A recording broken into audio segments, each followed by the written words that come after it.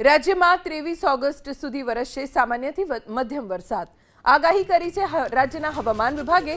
હવામાન વિભાગના મતે એક સપ્તાહ સૌરાષ્ટ્રમાં પણ મધ્યમ વરસાદનું અનુમાન વ્યક્ત કરાયું છે।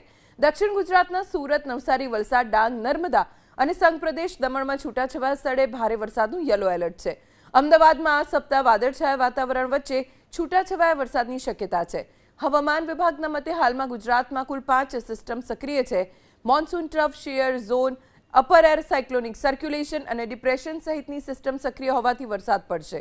હવામાન વિભાગે દરિયાકાંઠે પવનની ગતિ 45 થી 55 કિલોમીટર પ્રતિ કલાક રહેવાનું અનુમાન વ્યક્ત કર્યું।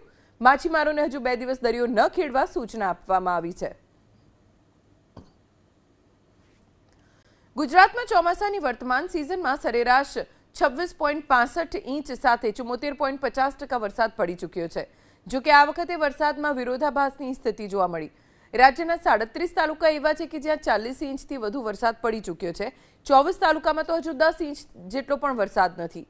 દક્ષિણ ગુજરાત રિજનમાં સિઝનનો 100%થી વધુ વરસાદ પડી ચૂક્યો છે। રાજ્યના 4 જિલ્લા એવા છે કે જ્યાં 17 ઓગસ્ટની સ્થિતિએ 100% વરસાદની ઘટ છે। આવા જિલ્લામાં બનાસકાંઠા, પાટણ, દેવભૂમિ દ્વારકા અને પોરબંદરનો સમાવેશ થાય છે।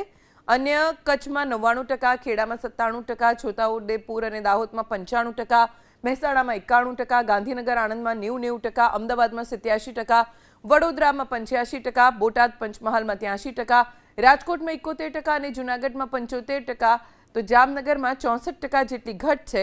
હાલ દક્ષિણ ગુજરાતમાં 61.80 ઇંચ વરસાદ નોંધાયો, તો અન્ય રિજનમાં કુલ સરેરાશ 62.25% વરસાદ વરસ્યો। રિજન પ્રમાણે જોવામાં આવે તો કચ્છ જિલ્લામાં 6 ઇંચ પણ વરસાદ નથી વરસ્યો। દેવભૂમિ દ્વારકામાં સરેરાશ માત્ર 2.12 ઇંચ જ વરસાદ પડ્યો। પોરબંદરમાં હજી સુધી 6 ઇંચ સાથે સિઝનનો 18% વરસાદ જ વરસ્યો।